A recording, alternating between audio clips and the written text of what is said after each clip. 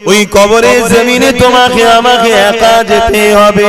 প্রতিদিন এই মাটি তোমাকে আমাকে ডাকে আর বলতে লাগে, এ মানুষ্য জাতি রে, এত অহংকারের সঙ্গে আমার বুকের ওপর দিয়ে ঘুরে ঘুরে বেড়াচ্ছি, জানিস আমার বুকের ভেতরে তোকে একদিন আসতে হবে। আমি কবর একা থাকার জায়গা, আমি কবর পোকামাকড়ের জায়গা, আমি কবর অন্ধকার জায়গা।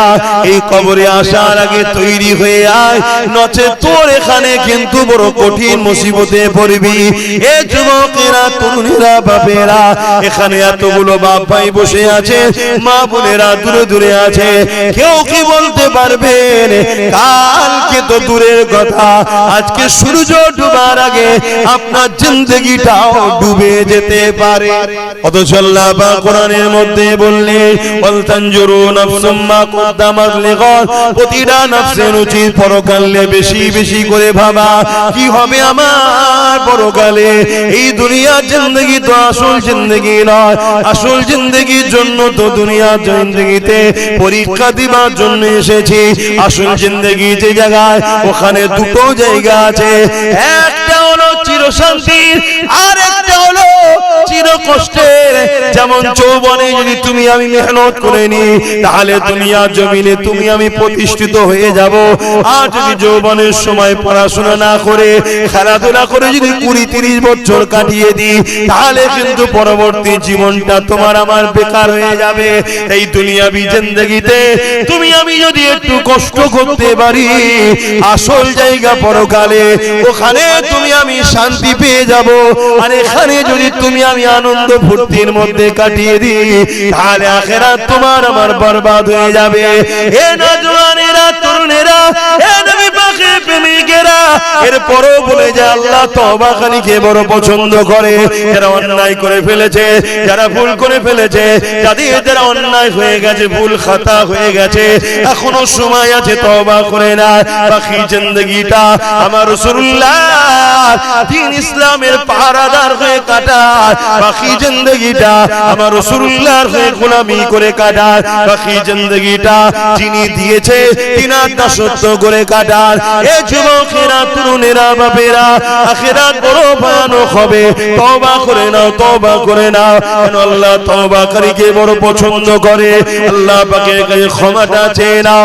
যেমন ইতিহাসের তারিখের মধ্যে পাওয়া যায়, হযরত মুসা আলাইহিস সালামের জমানাতে এক যুবক ছিল যে কিনা ক্ষমতার জোরে বড় অন্যায় করেছে, বড় পাপ করেছে, অত্যাচার করেছে। এমন কিনা দেখা যায় প্রতিদিন একটা একটা করে নারীকে তার বিছানাতে সে নিয়ে আসতো। এরকম অসভ্যতা কাজও করেছে। প্রতিদিনের না একদিন সে বাজারে গেছে, বাজার থেকে এক গরিব ঘরের কন্যাকে, নারীকে খরিদ করে নিয়ে এসেছে। তৎকালীন সময়ে 60 দিরহাম টাকা দিয়ে খরিদ করে নিয়ে এসেছে। এই নিয়ে আসার পরে যখন রাত্রি তার খাস কামরাতে যেতে লেগেছে, ওই সময় যুবকটা দেখতে লেগেছে ওই নারীটা এমন করে থরথর করে কাঁপে আর চোখ ভরা পানি কাঁদতে লেগেছে। এই যুবকটা বলতে লেগেছে, কেন আপনি কাঁদতে লেগেছে? আপনি তো আমার থেকে অর্থ নিয়ে খুশি মনে এসেছে, আজ আপনি কেন কাঁদছেন? ওই কন্যা নারীটা বলতে লেগেছে, এ যুবক রে, আমি কোন খারাপ চরিত্রহীন নারী নয়, অভাবের জ্বালায় কয়েক মাস ধরে রাস্তা খুঁজছি বিপদ থেকে বাঁচার কোনো উপায় না পেয়ে আজকে তুমি আমাকে অর্থ দিয়ে খরিদ করে এনেছো।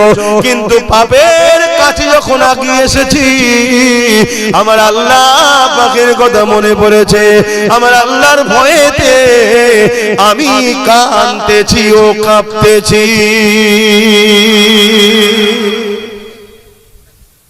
আল্লাহকে ভয় করো যুবক, আল্লাহকে ভয় করো। এই যুবকটা যখন ওই মেয়েটার মুখ থেকে, ওই বান্দির মুখ থেকে যখন এই খবরটা শুনলো, আল্লাহর ভয়ে সে কাঁপতেছে, আল্লাহর ভয়ে সে কাঁদতেছে। এই যুবকটার মধ্যে একটা অনুশোচনা তৈরি হলো, আরে আমি এত ধনী, আল্লাহ আমাকে এত অর্থ দিয়েছে, এত কিছু দিয়েছে, এরপরও আমার উচিত আল্লাহকে বেশি ভালোবাসা, এরপরও উচিত আল্লাহ সঙ্গে মহাব্বত বেশি করা, তা না করে আমি আল্লাহ নাফরমানি করে বেড়াই। আর এই মেয়েটা এত গরিব হওয়ার পরও আমার আল্লাহকে কত ভালোবাসে, আমার আল্লাহকে কত ভয় করে, সে কিনা কোনোদিন পাপ করেনি, না ছাড়ে এসেছে, এরপরও সে কাঁদতে লেগেছে। এই দৃশ্য দেখে যুবকটার মধ্যে পরিবর্তন এসে গেছে। ওই যুবকটা ওই মেয়েটাকে বলতে লাগলো, এ মহিলা, আজ থেকে আমি তোমাকে বোন বলে সম্বোধন করলাম, তোমাকে আর অর্থ ফিরিয়ে দিতে হবে না, আমি তোমার সঙ্গে কোনো পাপ কাজে লিপ্ত হব না। তবে হ্যাঁ, একটা কথা বলবো, আমি তোমাকে সাক্ষী রেখে তওবা করতে চাই, আমি জনমের মতো পরিবর্তন হতে চাই, আর কোনোদিন শরাব পান করব না, আর কোনোদিন নোংরা কাজ করব না। হে আল্লাহর বান্দি রে, তুমি আমার জন্য সাক্ষী থেকে যাও। ওই মেয়েটার সামনে সাক্ষী রেখে ওই যুবকটা তওবা করে নিল। আল্লাহর বান্দিটা চলে গেল। এই যুবকটা রাত্রে কান্না শুরু করলো, ও রব্বি আল্লাহ, কত অন্যায় করেছে, কত ভুল করেছে, কত পাপ করেছে, আজ আমি তওবা করলাম, আপনি কি আমাকে ক্ষমা করে দেবেন, মাফ করে দেবে। এইভাবে কাঁদতে কাঁদতে কাঁদতে কাঁদতে গভীর রাত হয়ে গেছে।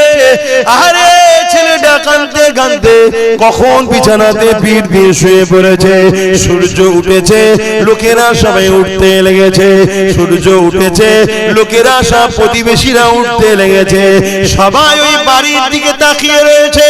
সবাই জানে গ্রামের এই ঘরের যুবকটা বড় ক্ষমতাশালী, বড় অর্থশালী, বড় নোংরা ছেলের বিরুদ্ধে কেউ কিছু বলতে পারে না। তাই সবাই অপেক্ষা রয়েছে, না জানি আজকে আবার কোন মহিলা সর্বনাশ করলো।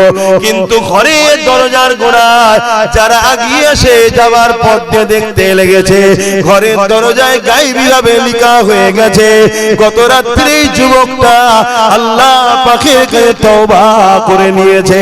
আর আমার আল্লাহ তওবাকারীকে বড় পছন্দ করে, আমার আল্লাহ এর গুনাহ মাফ করে দিয়েছে।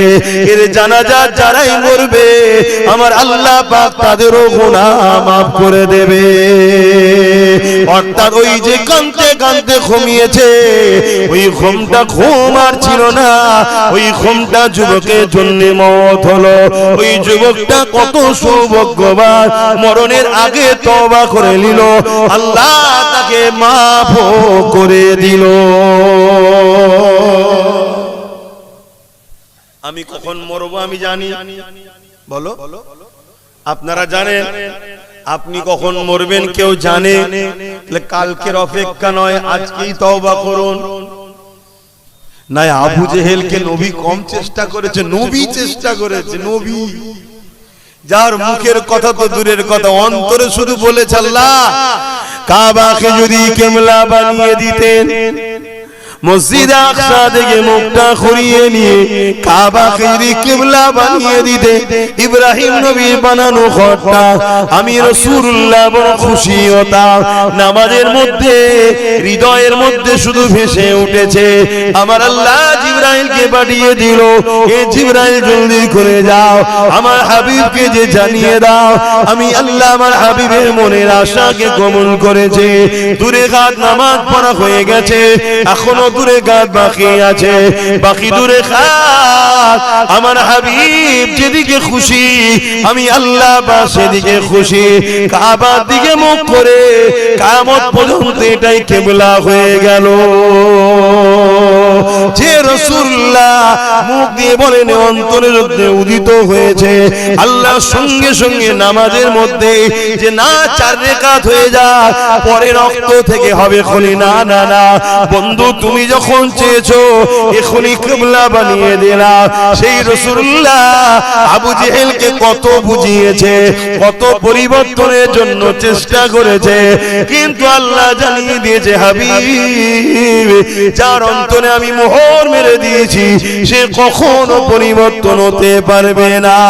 এ যুবক পরিবর্তন হও গো, তওবা করো, চেষ্টা করো, আল্লাহর কাছে সিজদায় পড়ে কাঁদো, ও রাব্বি আল্লাহ কেন আমি গান শুনতে চলে যাই, কেন আমি ফাংশনে চলে যাই, কেন আমি নামাজ থেকে দূরে থাকি, কেন আমি গান শুনি ভুল রাস্তায় যাই, ও রাব্বি আল্লাহ কেন আমি জালিমদের সঙ্গে দল করে ফেলেছি, এখনো কেন মন যাচ্ছে তাদের সঙ্গে যাবার, এখনো কেন মন যাচ্ছে হারাম অর্থের দিকে।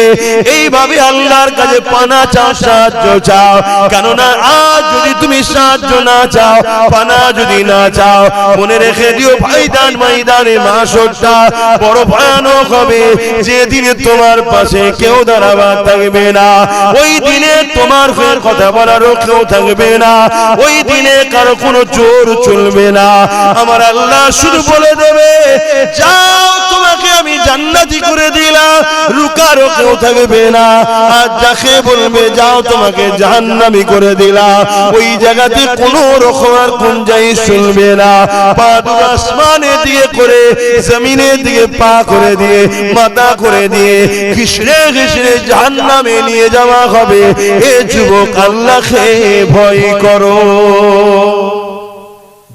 তবে বাবাদের মায়েদের যুবকদের বলে দিয়ে যায় দুনিয়াতে আল্লাহ বা ছাড় দিয়েছে ছেড়ে কিন্তু দেয়নি, একটা দিন আল্লাহ বা তোমাকে আমাকে উঠাবে, ওই দিনটা হবে ময়দানে মাশর, যে দিনে আল্লাহ বা জিবরাইল আলাইহিস সালামকে বলবে এ জিবরাইল আমার জাহান্নামকে নিয়ে এসে আমার আরশের পাশে বেঁধে দাও। হযরত জিবরাইল আলাইহিস সালাম চলে যাবে জাহান্নামকে নিয়ে এসে আর সে বাপাসে বেঁধে দেবে ৭০,০০০ জিঞ্জির দিয়ে আল্লাহ পাকে জাহান্নামকে বাঁধা হবে। এক একটা জিঞ্জিরে ৭০,০০০ করে ফেরেশতা ধরে রাখবে, তথাপিও জাহান্নামকে ধরে রাখতে পারবে না। জাহান্নাম লম্বা লম্বা জিহ্বা করে গুনাহগার উম্মতিদেরকে ধরতে যাবে। এ যুবকের এই দিনটা তো কঠিন দিন হবে, যে দিনেতে বাপ নিজের ছেলেকে জমিনে শুইয়ে তার বুকের উপরে পা দিয়ে দাঁড়িয়ে যাবে, যে দিনেতে ছেলে তার বাপকে জমিনে শুইয়ে তার বুকের উপরে পা দিয়ে দাঁড়িয়ে